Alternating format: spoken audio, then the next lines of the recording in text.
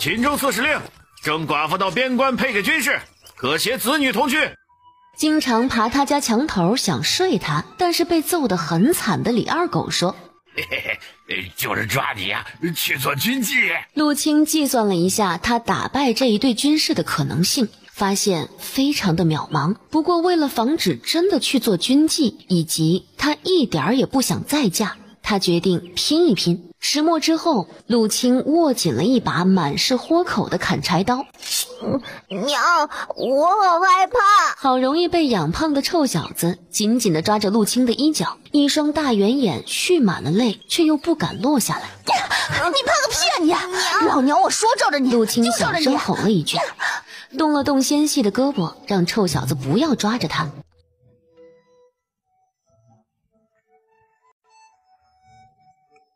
是谁说抓寡妇做军妓的？是你说的？军爷，我就是胡说八道的，想吓吓小寡妇，不是当真的。李二狗吓得直接尿了一裤子，缩在墙根一动也不敢动。老子是为了在边关守了7年，却归不得家的兄弟们讨婆娘，你他娘的胡说什么？陆清面无表情地看着矮墙后的瘦高身影，这人说的是真是假？不过不管真假，随便跟个军汉配一对儿，他一点也不想。听了站在院子里的一队人之后，这对一个颜控加轻度洁癖患者来说简直要命了。长得丑就不说了，不知道多少天没洗澡，浑身臭味儿。嫁给这样的人吗？他大概会再当一回寡妇，还是在新婚当日。自己这具瘦长身板不过才15岁，1年前嫁给韩硕的病秧子爹，洞房花烛夜，那病鬼看他一眼就开心的去了，留下一个5岁的儿子，从此跟了他吃了这顿没下顿的活着。陆清是吧？随我们走吧。敢问这位军爷是去哪个边关啊？玉门关。那人也看向陆清，眸中闪过一丝光亮。陆清算了算，陇西到玉门关有1000多公里，再说现在战乱频繁，万一路上遇到点事儿再耽搁，说不定要走好几个月，时间够长，机会应该不少，他可以慢慢的计划逃走。不知道何时启程啊？我们好歹收拾一下。陆清把韩硕的脖子搂着往身边靠了靠，一副孤儿寡母的模样。1个时辰到村东寻我，如果敢逃，一抹嗜血的笑容就这样出现在美男脸上。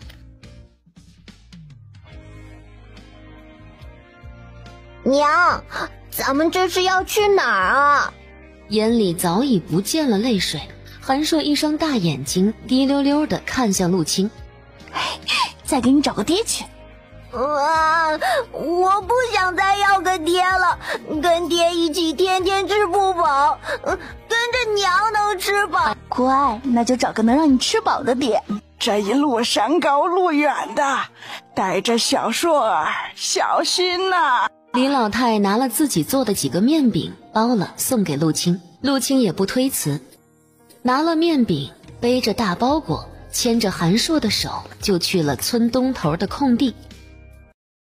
那军官和他的一队士兵已经都在那里等着了，旁边几辆简陋的大马车边还站着10来个带着大包裹小行李的女子。陆清认识其中2个，看来还真的是全部找的寡妇，而她是其中年纪最小的一个。陆清正打算把包袱放到大车上，就见他认识的一个寡妇开始对他笑了。这不卖豆腐的小青吗？怎么你也……当时劝你再找个人嫁了，你不愿意。李家儿子多好，不就是当个妾吗？总好过去边关受苦呀。真是可惜这模样。陆清冷冷地扫了一眼王寡妇，20出头，相貌中上，就是一对3角眼，看着让人不喜，尤其是幸灾乐祸的看人。没事的时候呢，你最好不要跟我说话了，也不要使什么绊子，不然到了边关，我会告诉将士们，你在黑石村最起码有10几个男人。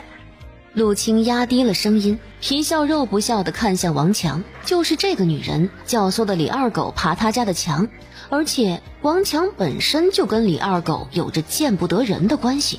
陆青，你敢？信不信这一路上我就让你被折腾得没人气来？这些老兵一看就是多年没碰过女神的，我只要稍微用点手段，哼，你就等着吧。你尽管试试看。王强咬牙切齿地剜了一眼陆青，便转过了头。陆青哼了一声，也不再管他。人齐了，出发。嘘，儿子，藏好，一声都不许吭。我给你的小刀你还留着吗？韩硕快速点头。那就好，现在拿到手里，如果有不认识你的人靠近你，直接戳，明白吗？韩硕又点头。陆青却顾不得再交代什么，抱着韩硕屏息凝神。那边已经打起来了，薛燕正带着一队新老兵拼命跟那几匹马上的人周旋。只听一阵阵喊杀声在寂静的夜色中尤为刺耳。哪里不好逃，居然往这边，眼瞎了不是？一柄鲜血淋漓的大砍刀就这样出现在面前。陆青一脚把韩硕踢一边去，握紧拳头，在那人将头转向他，正打算挥刀的时候，一拳正中那人喉咙。看什么看？没有见过美人吗？把手伸过来。薛燕依旧看着陆青的衣袖，双目都眯了起来。陆青乖乖地伸出双手，除了有点粗糙之外，手里什么都没有。你要干什么？羌人逃兵入乡成匪，看来也来过这里不少次了。你们那儿居然没有遇到过吗？薛燕靠得更近，温热的气息扑了陆青一脸。没有，大概是我们太穷了。确实够穷，都成寡妇了，也没长几两肉。这货一定是听到王寡妇嘲讽他的话了，他爷爷的好感度瞬间下降。陆青脸色恢复了原状，却也意识到薛燕离他太近，这是一个非常危险的距离。陆青双手一动，就要推开薛燕，却不料下一瞬，他的双臂就被薛燕禁锢住了。让我看看你到底藏了什么东西在身上吧。说着，薛燕一只手直接从陆青的袖口钻了进去，感觉到一只大手突然伸了进来。陆青大惊，还没反应过来，2根手指就戳到了他的胳肢窝。一阵大笑从树后传了出来，在茫茫夜色中倍显诡异。闭嘴！薛燕眉头拧在了一起，她也没料到居然一下子摸到了底。都怪现在的小老百姓学什么名士风流，衣服都做成了宽袍大袖，害他好像还摸到一块软肉，果然没几两肉。薛燕，你这个混蛋，你不是说给你兄弟找婆娘吗？你刚才干什么？摸你兄弟的女人！终于从大笑中缓过来的陆青，话还没说完，嘴巴就被薛燕捂住了。其他人都看向了大树后，只是这树确实够粗，遮住了薛燕和陆青的身影，看不清到底发生了什么。而刚刚陆青最后那一声却让众人不由自主地发挥了想象力。这薛老大的眼光不怎么好啊，那丫头都没几两肉的。缺颗门牙的张成咂巴咂巴嘴，说着还看了一眼王寡妇的胸口。其他几人嘿嘿嘿地笑了起来。王寡妇哼了一声，再次挺了挺胸口，看得一众兵士眼睛都直了。陆青嘴里有了血腥味儿，依然死死地咬着那2根手指不放，却见薛燕眉头都没皱一下，而是用空着的那只手又伸进了他的另一条袖子里，摸了一阵，还是没找到他想要找的东西，便伸了出来。陆青，这一路我牵马如厕都没洗过手，味道不错吧？陆青瞬间便松开了牙齿，想想他们经常用树叶石头擦屁股，男人还用手扶着那啥放水，他居然啃了那么久。下一瞬，陆青突然被提了起来，刚要动拳抓他的那只大手，就一把将他扔到一边去了。脚步踉跄的陆清还原地转了一圈才站稳，刚要冲上去，就见薛燕已经拿起了那2只纸虎，正眯着一双凤眼细细地观看着。今夜的月色真好啊，居然完全能看清楚。爷爷的暗器？不是暗器，我带正好。收了，还给我。到了玉门关再还你。爷爷个蛋的，路上遇到贼人，老娘好歹还能一战，你只是浪费战力啊！陆清恼了，他学了一点古传散打，最喜欢用的就是纸虎。现在这身板力量太差，他就完全依赖这东西了。想要逃跑谋生，没了趁手的兵器可不行。陆清，别打什么鬼主意，我在边关的兄弟很好。陆清咬了咬牙，人在屋檐下不得不低头。他忍，不过他准备忍，有人却不准备忍。薛燕刚到了大车边，准备看看几个受伤的兵士，就发觉腿上一痛，只见一个刚过他腰的身影正握着一把小破刀，使劲戳着他的腿。2只大圆眼凶狠无比地瞪着他，哪里还是那个在院子里扯娘衣角的爱哭鬼呀？小子，别找揍！你敢欺负我娘，我一定要杀了你！小子，你要是再不老实，你碰我一下，我就碰你娘一下，你试试看。话音刚落，那把已经到了薛燕屁股中间的小刀停了下来。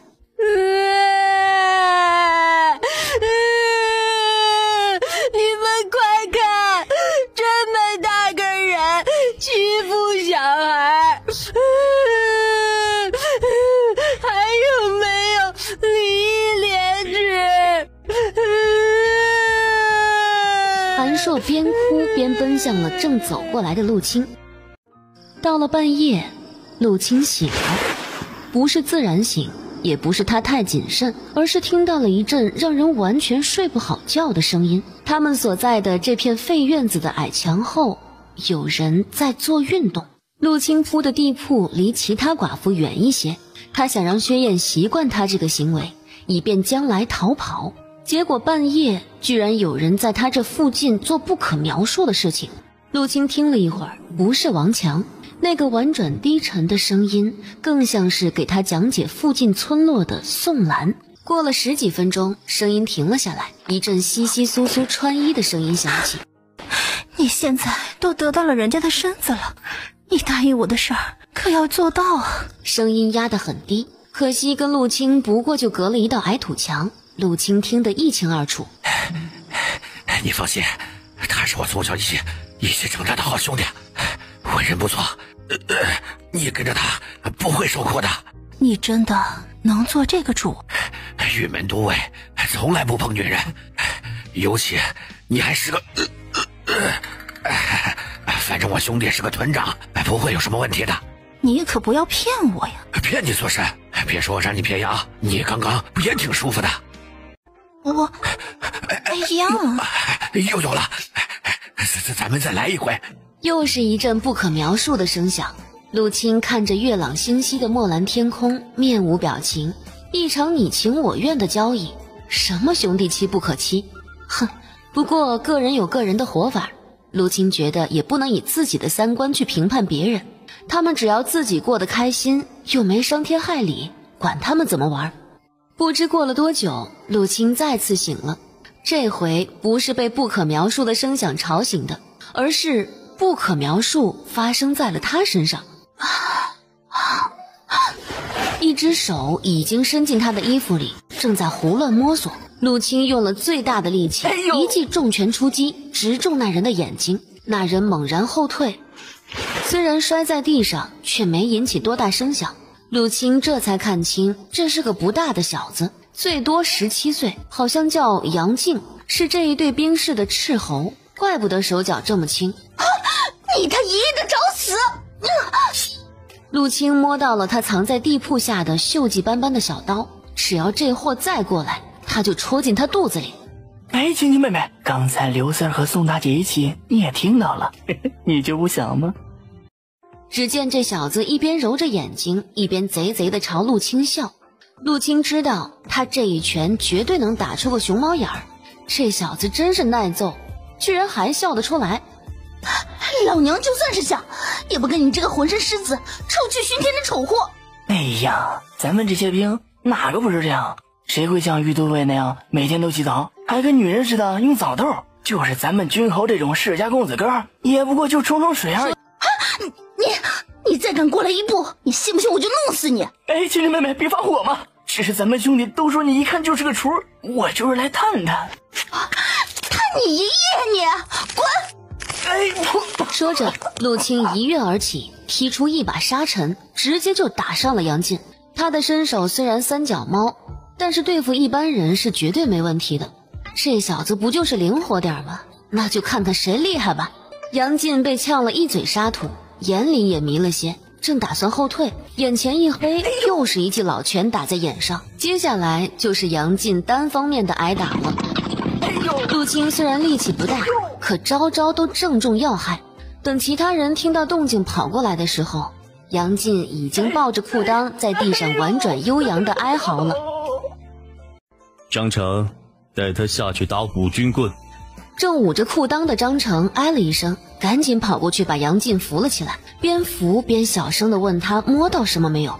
杨进正疼得抽泣，哪里敢回答，将全身的重量都靠在张成身上，跟条死狗似的回他们的营地去了。待众人都走了，薛燕依然站在那里，正好逆着月光，看不清表情。看什么看？如果那个小子得手了，你打算打他几军棍啊？我们是寡妇，早就被人睡过了，所以就算你们睡几回，再送给你们边关的兄弟，也是无所谓的，是吧？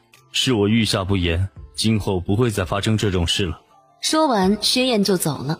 陆清的火气简直能烧穿9重天，可他却必须吞下去。宋兰和那个刘三儿你情我愿，有买有卖，他觉得没什么，可他刚刚如果没能力反抗，是不是就被强了？大院子另外一头，杨进趴在一条土城上，刚刚挨了5军棍，那股疼劲儿还没过去。张老哥，你说薛君侯到底什么意思啊？他明明看到我过来也不阻止，现在却又打了我5军棍，不是挨得好冤呐？大概是因为你太笨没得手，所以才揍你吧。那我明晚今后所有人都不得对他们无礼，否则去张成那儿领50军棍。那如果他们愿意呢？不得强迫，只要他们有人说是你们强要的，无论是与不是，都要挨军棍。哟，一夜未眠，直不起腰来了吧？也难怪啊，小小年纪，身子骨都还没长开，无奈。哎呀！韩硕拿着小刀刺上了王强引以为傲的胸口，刀子太钝，没能刺破他的衣衫，可疼还是很疼的。一击得手，陆清速度把韩硕抱着放在了身后。王强正要破口大骂，却见陆清一拳头放在他鼓胀胀的胸前。哼，王强，昨夜我杀了一个强盗，还差点踹断了杨进的命根子，不知道你这几斤肉挨几拳之后是圆是扁啊？呸！你这小豆芽儿，说什么大话？昨夜他可没看见陆清杀人，陆清跟杨进打架的时候他们也没过来，自然不知道事情始末。他没说大话。就见一个中等身材的半大小伙子站在陆清的大车一侧，如果不看那一对熊猫眼，或许还是有几分清秀的，不是杨进又能是谁？青青妹妹，昨夜是我不对，这点小东西送你消消气吗？他送你东西，只说让你消消气，又没说让你原谅他，干嘛不收下？陆清张了张嘴，完全无法反驳。杨进笑得欢快，冲韩硕眨了眨眼。就见韩硕揭开树叶，却见里面还藏了几朵蓝色的小花，精致漂亮。捏起小花，韩硕随手扔下了大车，几朵蓝色小花随风落入了车轮下的烟尘之中。杨进赶紧去捡，却发现花已经沾满灰尘，不能看了。青青，等到了京城，我一定给你买漂亮的桃花。有你在边城的兄弟给我买，你还是省着点嘛。青青，其实我也在婚配的年龄，你要是愿意嫁给我，可以不去边关的。杨进是吧？我们认识才2天，所以你还对我干了那种事情，你凭啥认为我会选择嫁给你啊？我都摸到了，你不嫁我嫁谁呀？一把拿起韩硕屁股下的小刀，陆青直接戳向杨进的眼睛。要不是那小子动作利索，那眼就直接瞎了。杨进，你他爷爷的，只要敢再靠近我，看老子我直接割了你老二！晚饭过后，陆青打了井水洗漱，就见杨进也来打水，还特意在水井边脱了衣服擦身。虽然穿着裤子，可那是一条开裆裤。陆青瞬间扭过头，拎着水桶就走。虽然只是一瞥，可他还是看到了那一坨。这小子脑子怎么长的？这是在勾引他吗？辣眼睛。陆青快速来到他的地铺附近，就听到不远处的寡妇们都在痴痴地笑着。不知是谁说让陆青就从了他吧，长得多好。至于是什么长得多好，陆青不觉得是说那货的脸。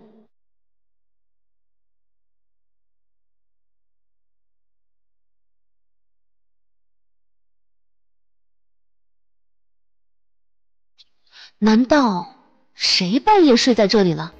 陆青看向远处的冰室，就见杨进正笑嘻嘻地看着他，虽然离得远，还是能看到他冲他挤了一下眼。不用猜了，一定是这小子睡在这里了。陆青有些牙痒痒。边关虽然偏远，却也不会缺吃少喝，比山里强。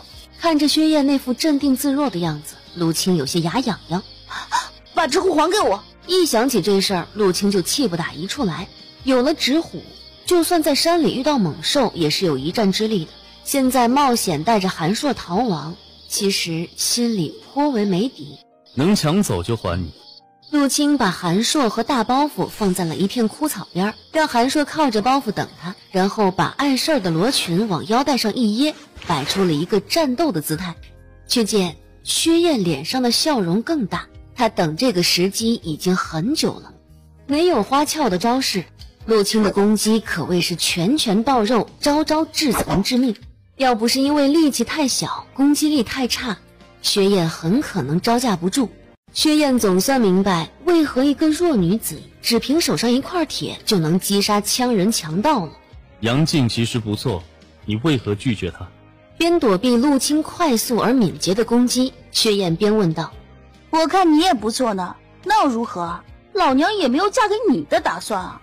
陆青越打火气越大，他其实有几拳确实打中了薛燕，可这货看起来瘦瘦高高的，不想身上竟然结实无比，现在穿的也不厚，打上去居然手疼。你功夫不错，在哪儿学的？关你屁事啊！你是从何处流落到白水村的？费了不少功夫，薛燕终于将他2只手都抓住了。陆青不吭声，用尽力气想要挣脱薛燕的钳制，却发现根本一丝也撼动不了。这混蛋的2只手简直就是2把铁钳子。豆腐是什么？豆腐就是这么不想嫁人？不想。如果是嫁给玉门都尉呢？玉门都尉？陆青愣了愣，不是说玉门都尉不喜欢女人吗？而且作为一个都尉，还是薛燕这种世家公子的兄弟，又怎么会看上他一个寡妇？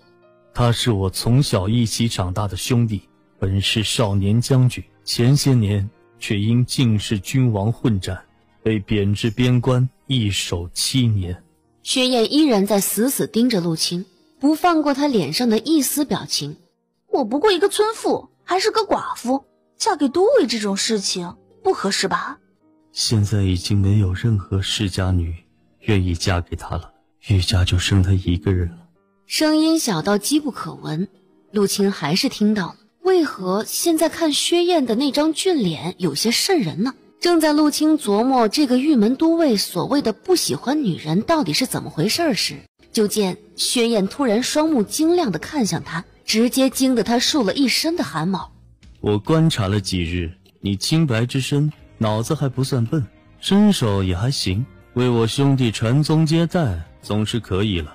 听到这话，陆清心中跑过100万头南美羊驼。这货这几天居然在打这个主意，那杨进是他故意放出来试探他的。还有，他也知道他还是个厨了。还有，让她嫁给那个什么都尉做生育机器，太高看他这副平板身材了吧？谢君豪，你如果只是为了帮你兄弟传宗接代，那边一群寡妇，随便挑一个都比我强吧？你也看过了，也摸过了，我都没有几两肉的，生了孩子也没有奶可喂啊！哎呀，求求你了，放过我吧！啊！陆清已经想哭了，这薛燕的眼光也太诡异了。陆清就觉得前途一片暗淡。确实可能会没奶，不过那边的寡妇可以做奶娘，总不会亏待我兄弟儿女的。哎呀，怎么就说不通了呢？就算是高门大户的小姐不愿意嫁给他，那你找个商贾农户之家的小家碧玉总可以吧？我就一个小寡妇，怎么让你高看了一眼啊？你长得还行，虽然配我兄弟还差了点。陆清最引以为傲的就是自己这张脸，这张脸不是传统的美人脸，却非常的有特点。他自己简直满意的不能再满意，哪怕前平后平也无法阻挡他的自我迷恋。薛燕居然说还行，还行你妹呀！哼哼，既然差了点，那就算了，反正你们找那么多寡妇，总会遇到比我行的吧？就不能任由我们孤儿寡母自生自灭吗？陆清，你是不是不知道，现在晋士已经南下，整个北方都是胡人的天下，你以为你躲进随时会有羌人出没的祁连山会安全无忧？听到这句话，陆清心里咯噔一声，居然这么快。娘，要不咱们就去那什么玉门关吧，那个都尉是个很大的官吧。韩硕皱着眉头听了半天两人的对话，突然觉得如果娘嫁给一个大佬，说不定还不错。陆清，如果你实在不放心，也可以到了玉门关再做决定。如果不想留在那儿，我可以把你安置在别处。不过这乱世之中，恐怕也没有什么安全的容身之处了。听到这话，陆清沉默了。娘，我闻到有肉香味儿，是不是烤肉了？陆清起来仔细闻了闻，确实有股肉香味儿。难不成那几个兵还偷偷的生火烤野味儿去了？吸溜了一下口水，韩硕躺回到草垫上，一双大眼睛睁得圆圆的，全是光亮，好像烤肉就在眼前似的。陆清哭笑不得，让韩硕乖乖躺着，他去看看，如果真的烤了，就撕一块给他吃。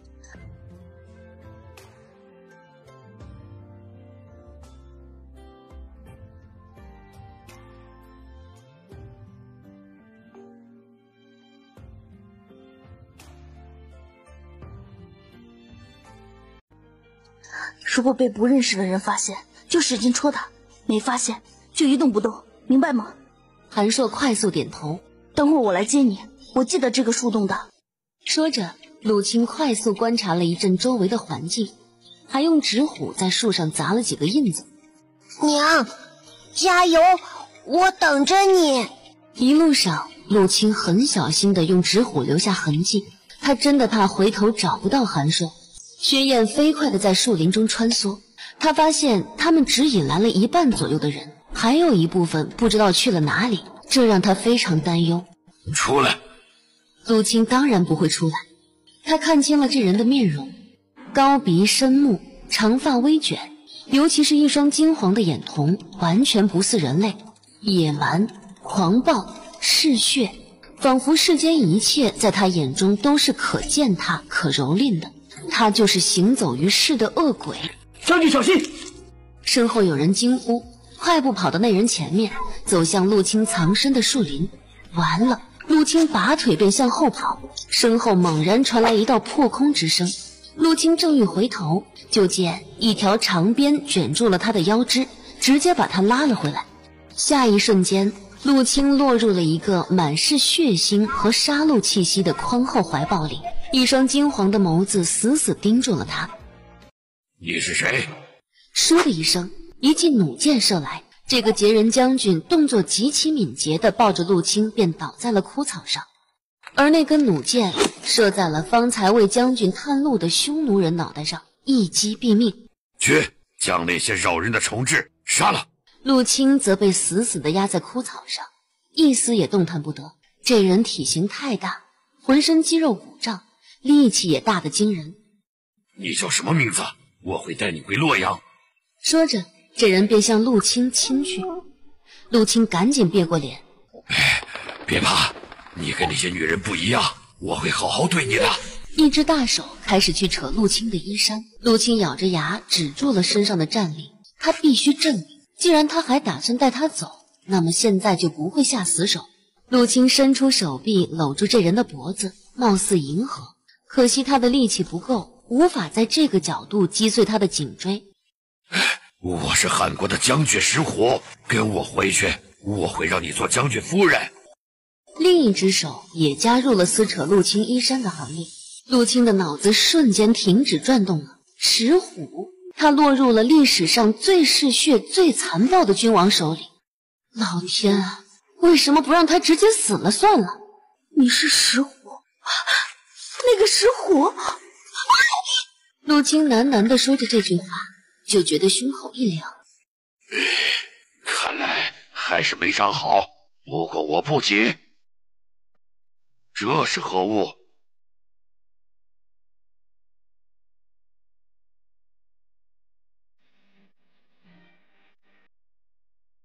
看什么看？看上老娘了不成？薛燕却只是笑了笑，面色苍白，脸和脖子上还有斑斑点点的黑血。想起在血泊中的他，不知不觉就跟记忆中的那个影子重合了。其实不光是薛燕，这一队几个老兵现在看陆青也是若有所思，似乎想到了一些极痛苦的事，又摇摇头作罢。也就那几个新兵看向陆青的目光亮亮的。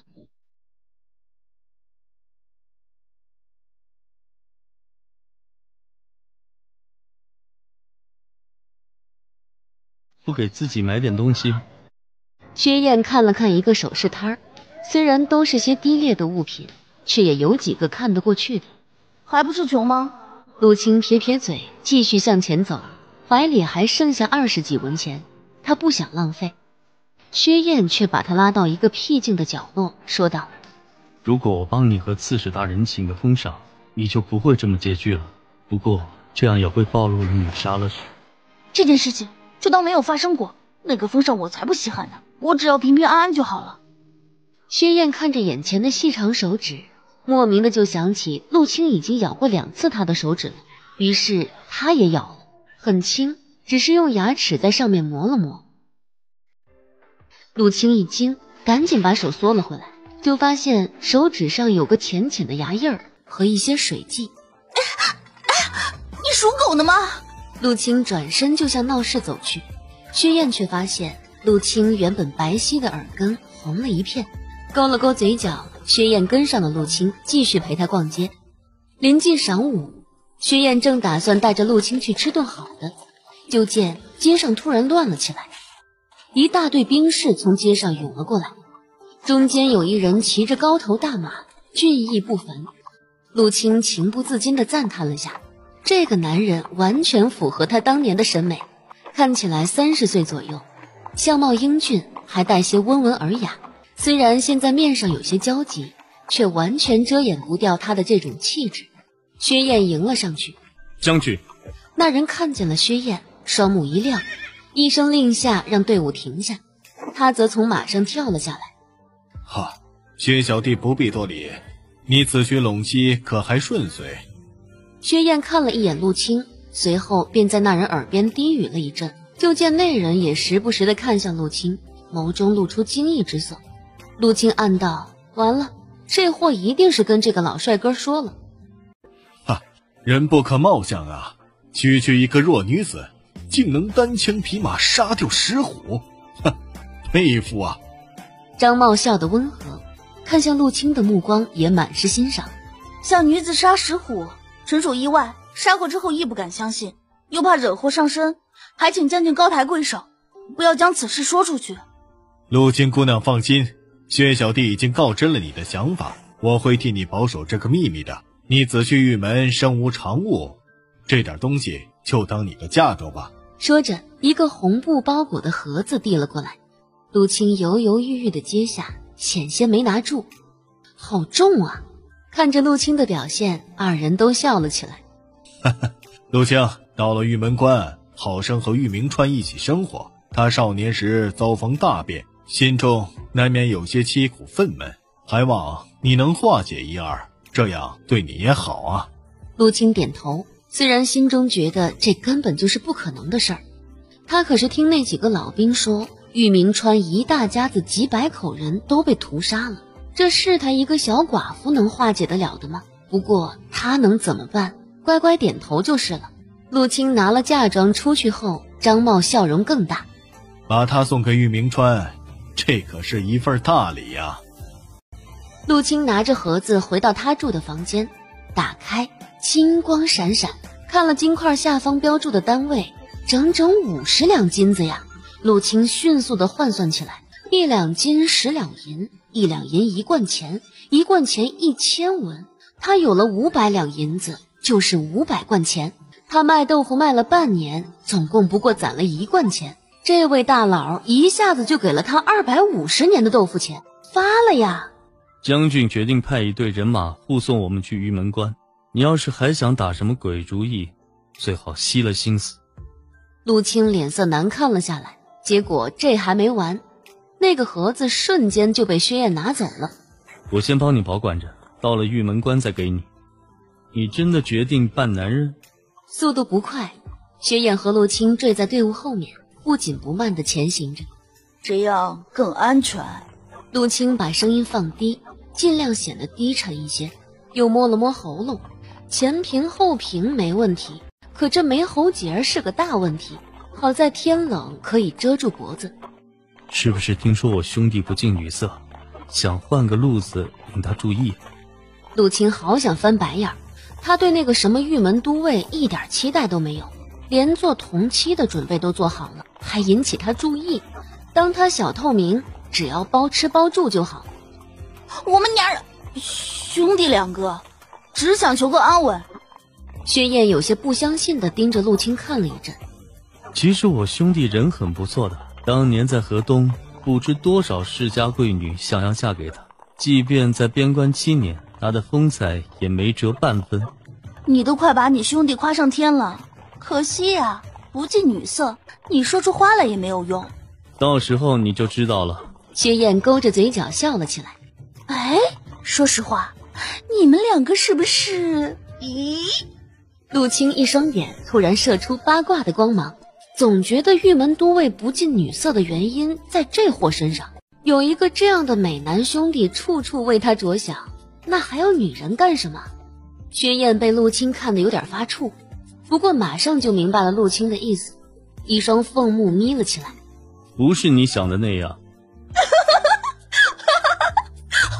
我什么也没有想啊。你想了？好吧，我想了。那你想怎么样啊？明眸皓齿，陆青笑得一脸灿烂。只见薛燕一双凤目一眯，陆青陡然有种不妙的感觉。见薛燕的手伸了过来，陆青一闪身避开了他的抓握，迅速打马跑了出去。薛燕紧紧跟着，从队尾一直跑到最前头。君侯已经不对劲好几天了。对，经常盯着陆青发呆。你们这群老货都在戳我心窝子吧？傻子都能看出来，君侯就是对青青有想法了。你们一个个装蒜，就等我说出来。杨进眼圈的伤早已痊愈，看起来确实是个清秀少年，此刻脸上却满是哀怨。哎，小子，君侯是不会跟小青青有啥牵扯的。